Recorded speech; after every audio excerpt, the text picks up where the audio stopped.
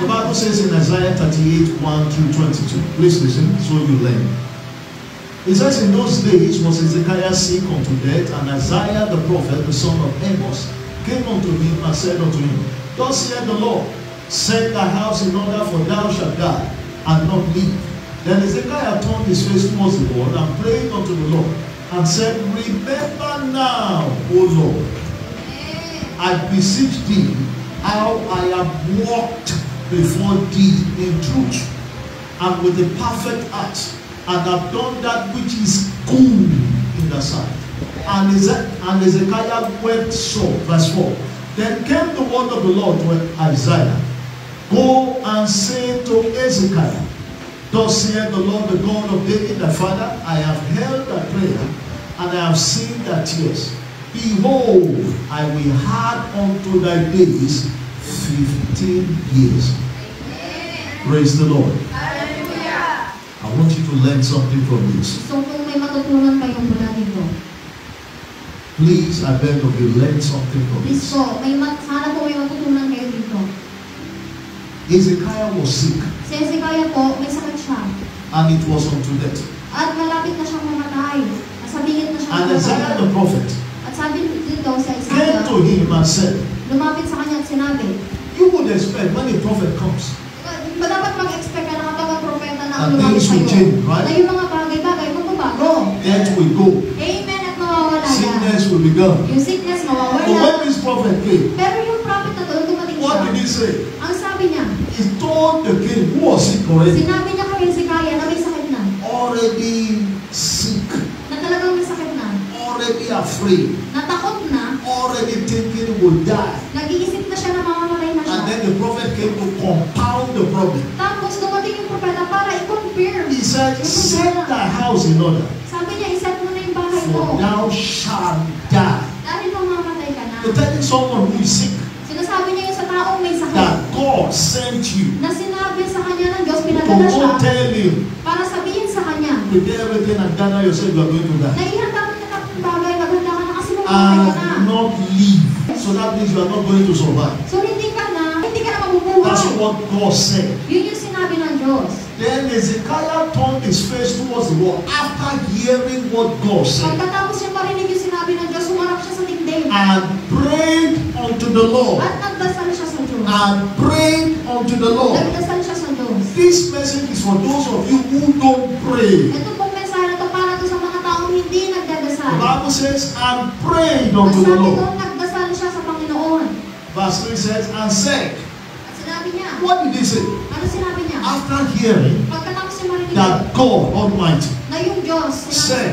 sinabi sa kanya, you will die, na mamamatay na siya. and you will not live. At hindi na siya That means you will not mabubuhay. survive. So hindi siya He now makakasurvive. turned to God Tapos lumapit siya and sa prayed. At nagdasal siya sa He Diyos. said to God, Sinabi niya sa Diyos, remember now. tandaan mo. I beg of you, please listen. I want to teach you something here. May tuturo po ako dito. Remember now. Tandaan niyo.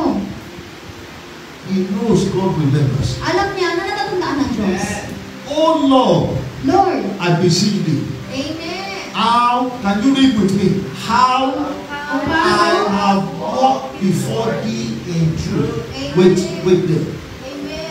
Question.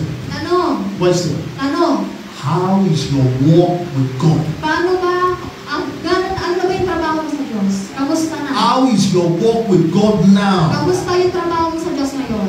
Can you use that walk with God to talk to God in your hour of need? Pwede mo bang gamitin yung trabaho mo sa Diyos para idahilan sa Kanya, ibigay mo reason sa Panginoon? I'm telling you Para magmahal how ka. things walk in the Ganito realm po of the kung Spirit paano gumana sa realm ng Spirit. and why things don't walk. At kung bakit yung iba hindi gumagana. Can your walk with God speak before God? Pwede bang yung trabaho mo talagang mangusap sa Can Panginoon? your walk with God right now Pwede bang yung work mo ngayon change the mind of God? talagang magpabago ng isip ng Diyos? Can the way you walk Yung way ng pagkatrabaho mo sa Diyos, effect a change in the realm of the Spirit? pwede bang yun yung mag-cause ng pagbabago? If it cannot, Kung hindi, it is time to change. time na para magbago ka.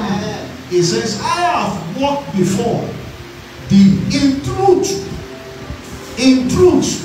Sabi niya, naglingkod ako sa inyo In ng truth. So, tapat. Hezekiah was walking with God in truth. So, si Hezekiah po, naglilingkod siya ng tapat sa Panginoon. Panginoon. Another question is, Tanong ulit, are you walking with God in truth? naglilingkod ka ba sa Diyos ng tapat? The begging question is, are you truthful? Yung begging question, tapat ka ba sa Diyos? Do you speak the truth? Talaga nagsasalita ka ba Do ng you walk in katotohanan? truth? Nagtatrabaho, naglilingkod ka ba ng katotohanan? Everything you do, is it in truth? Lahat ba ng ginagawa mo kung totoo?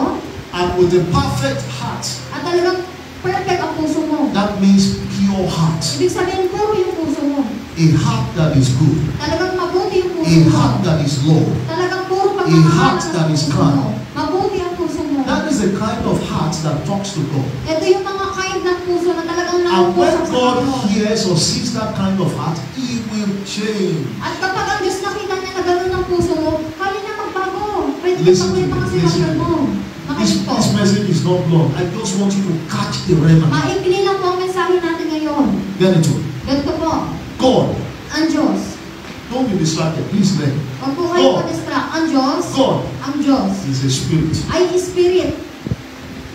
And if there is one unique thing about spirit, At kung meron mang kakaiba pagdating sa mga Spirit, they want to be moved. gusto nila yung nalulog sila, yung natatouch sila. Now, the question you should begin to ask yourself is this. Yung tanong na It's dapat not tanongin just mo sa about sarili talking mo. or praying. Hindi yung pagdadasal lang. What you say, Yung sinasabi mo, your life, yung pamumuhay mo, your truth, yung katotohanan your na sinasabi walk with mo, God, yung paglilingkod mo sa can Diyos. it move God? Pwede bang i-move niya ng Diyos?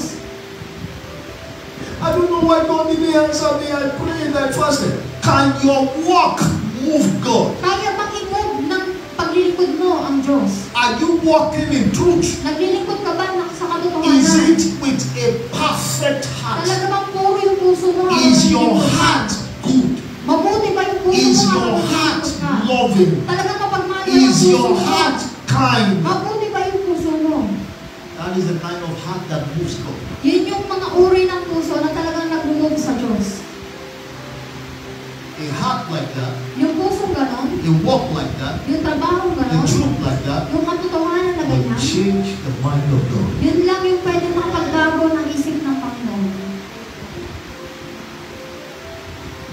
Praise the Lord.